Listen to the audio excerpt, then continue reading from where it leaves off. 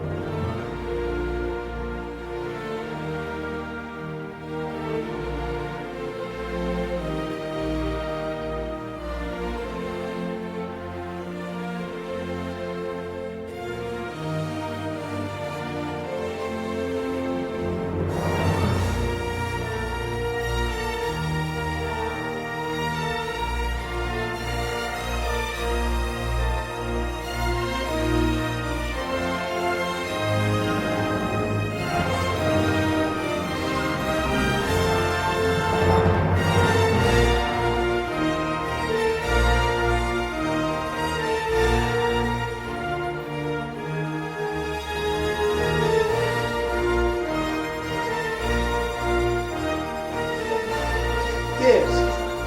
Criptozoología. Los animales que ya no existen. Criptozoología, todo de vida,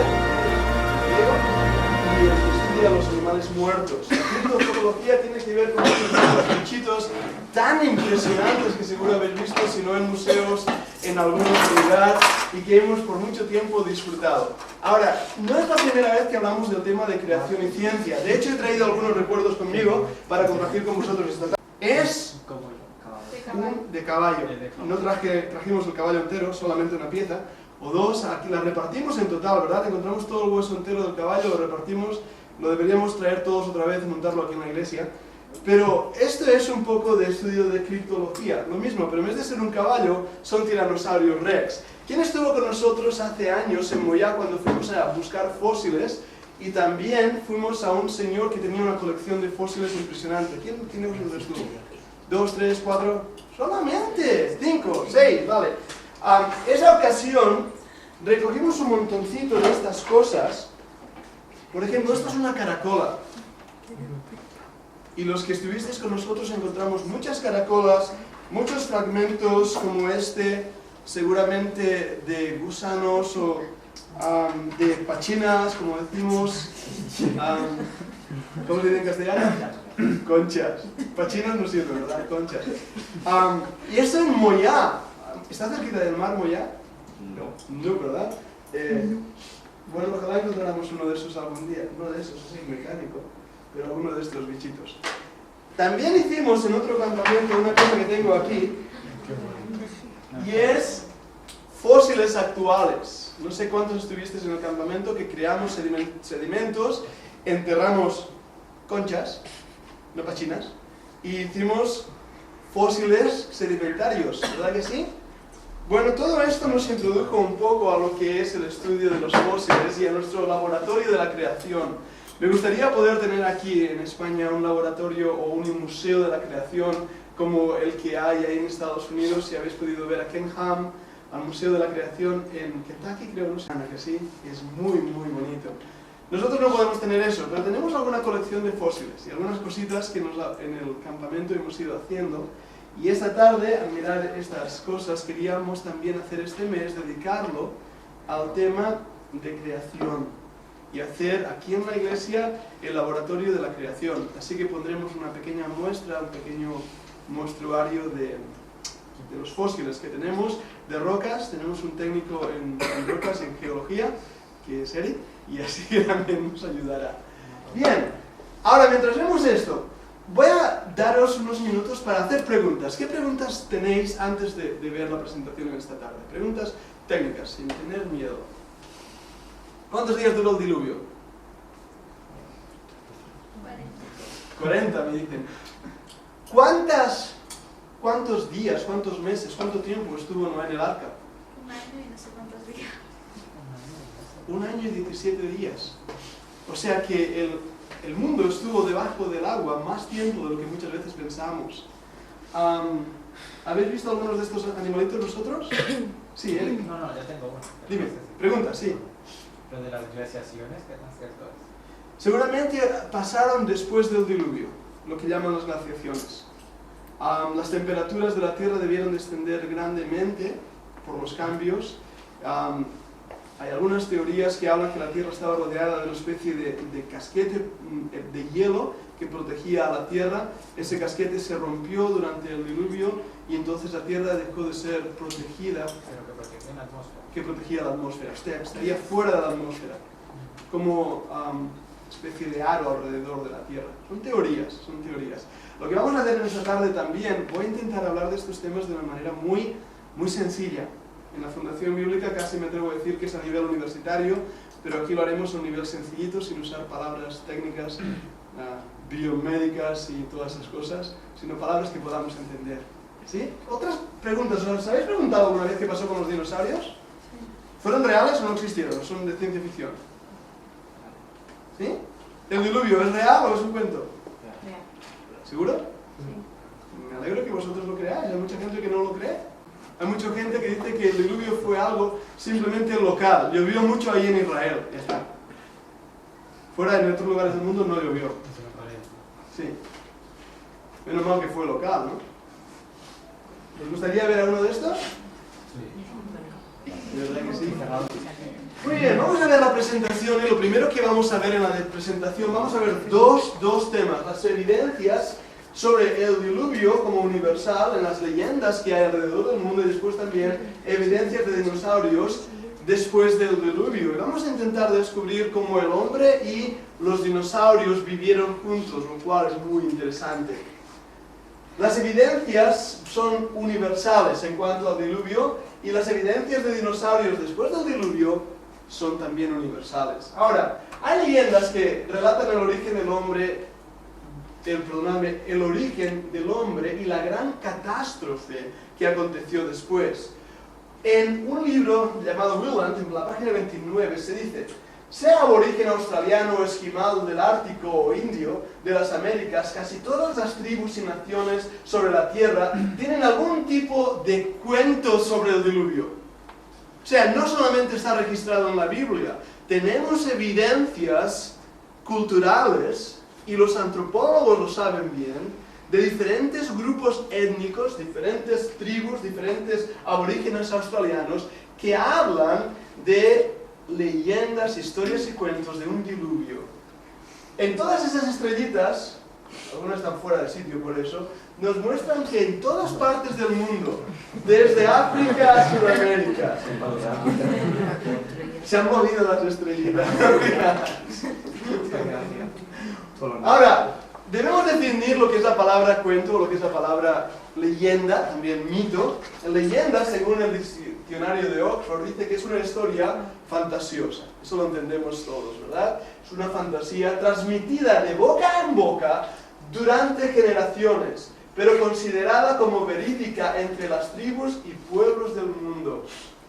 O sea, es una cosa que no es real, es una cosa fantasiosa, pero que ha pasado de boca a boca, de padres a hijos, de nietos a abuelos a nietos, y que ha sido por todo el mundo, en tribus y pueblos. Algunos dicen que eran las historias que contaban alrededor de las hogueras, como hacemos nosotros en los campamentos, cuando nos reunimos alrededor de la hoguera, y Gerson empieza a contar algunos cuentos de miedo y... Bueno, eso es la idea, ¿de acuerdo? Es cuando empezaban a contar cosas que pasaban sobre diferentes temas. Una historia que en su origen tuvo una realidad, y apuntemos eso, pero que con la transferencia verbal de los siglos, y sobre todo con el aburrimiento ante los juegos tribales, eso es lo que nos dicen los antropólogos, fueron perdiendo los datos reales hasta el punto que casi no queda rastro del original. ¿Entendemos esto? Es muy importante que nos demos cuenta que tiene una parte en un origen real, pero que el tiempo, la transferencia verbal, hace que los datos reales se pierdan. Ahora, nosotros sabemos que el único registro real que ha pasado de generación en generación no es un registro simplemente oral, sino un registro escrito. El registro escrito en cualquier cultura superará al registro oral. ¿Entendemos esto? Nosotros como creyentes tenemos la Biblia. Creemos que la Biblia es la palabra de Dios y que Dios no nos miente. Por lo tanto, lo que dice la Biblia, que es un registro primeramente escrito, y por fe creemos un registro de revelación divina, sabemos que es el registro original. Ahora, las demás historias en las demás culturas o tribus son leyendas que han tomado la parte de realidad de las escrituras y lo han ido cambiando y transformando. ¿Entendéis este punto? Por eso, cuando escuchamos de los aborígenes australianos hablando sobre un diluvio y vemos diferencias con el diluvio bíblico, podemos decir, la Biblia tiene razón, pero el hecho que los aborígenes australianos lo sepan me indica que algo pasó en Australia, y por eso de generación en generación lo fueron contando. ¿Me seguís? Es muy importante porque incluso también en el Polo Norte hay leyendas sobre el diluvio. Una vez más, el registro bíblico, como es revelación divina, es registro escrito, es un registro incambiable. Por lo tanto, los datos que da son reales. Pero las leyendas de los pobres esquimales, son basadas en una realidad. ¿Estáis conmigo? Vamos a ver más. Bien, vamos a ver la siguiente. Ahora, muchos paralelos con el texto bíblico. Esto es un registro de diferentes historias o leyendas en diferentes culturas. La primera, a veces el nombre de Noé es diferente. En vez de Noé, pues tiene otro nombre. Muchas veces sale el número correcto de tripulantes, 8. Es algo que concuerda en las diferentes historias o leyendas. No hablan de un hombre que se embarcó en una nave en medio del mar, sino hablan de 8 personas, la mayoría de ellas. También llevaron animales a bordo. Es interesante. En estas historias, incluso en África, hablan de un gran hombre que hizo una gran nave, que la llenó de animales y que por un tiempo sobrevivió con esos animales. Se envía pájaros desde la embarcación. En todas estas leyendas, este dato también aparece. Se hizo un sacrificio al desembarcar. Y vemos también que los sacrificios son reales en muchas de las culturas. Y algunas veces sale un arco iris. ¿Y qué quería decir el arco iris? ¿Quién se acuerda qué quería decir el arco iris? Un pacto. Era un pacto, ¿no? De paz. Un pacto entre Dios y Dios no lo iba a castigar con agua. Eso es, Dios no iba a castigar otra vez al mundo con agua. Era una promesa de fe, una promesa de esperanza. ¿De acuerdo? Si el diluvio hubiera sido local, solamente habría un arcoíris localmente. ¿Verdad? Pero en todos los sitios donde llueve hay arcoíris. Dios cumple sus promesas. Por ejemplo, los Masái, y conocemos a un misionero que trabaja con los Masái. Una vez hablé con él, le dije la posibilidad de que los jóvenes fuéramos a visitarle y me dijo que sí. Así que si alguna vez queréis ir, pues se llama el hermano Myers, se llama él. Pero en África Oriental, los masáis dicen que Tumbainot y su esposa Naipande tenían 3 hijos, Oshomo, Bartimaro y Barmao. ¿Y qué hicieron? Fueron a una nave, entraron en un barco, sobrevivieron en un diluvio y superpoblación mundial. Poblaron en toda la situación. La humanidad era pecadora y sin temor de Dios. ¿Lo recordáis el registro bíblico? Y entonces Tumbainot halló gracia ante los ojos de Dios. ¿Habéis dado cuenta? Cambia el nombre, pero los Masái hablan del diluvio. ¿De dónde sacó la tribu Masái la historia de un diluvio? Si solamente fue ahí en Israel, si solamente fue local. Vamos a ver más. Dios mandó que Tumbainot construyera un arca de madera y que entrara con su familia y con un surtido de animales de todo tipo. Dios causó una larga y grandiosa lluvia que ahogó a todos los hombres y animales. Cuando paró la lluvia, Tumbainot soltó una paloma y después un buitre. Interesante, ¿verdad? O sea, la Biblia nos habla que fue ¿qué? Un cuervo. Aquí dice que fue un buitre. Pero ves que estamos hablando de una diferencia entre una paloma y una ave rapaz, una ave carnívora. Al salir del arca, Tumbainot vio 4 arcoíris que decían que la ira de Dios se había aplacado. Interesante, ¿verdad que sí? En Tanzania suroeste, hubo una inundación. Es lo que hablan las leyendas, las historias locales. 2 hombres en un barco, con todo tipo de semillas y animales. La inundación cubrió las montañas. El hombre envió una paloma y un halcón. ¿Veis de nuevo las similitudes en estas leyendas? En Escocia, inundación de todas las tierras. Un hombre y una mujer escapan en un barco sin mástil. O sea, no tenía velas. Interesante. Llevan consigo parejas de cada tipo de criatura viviente. Repoblaron el mundo.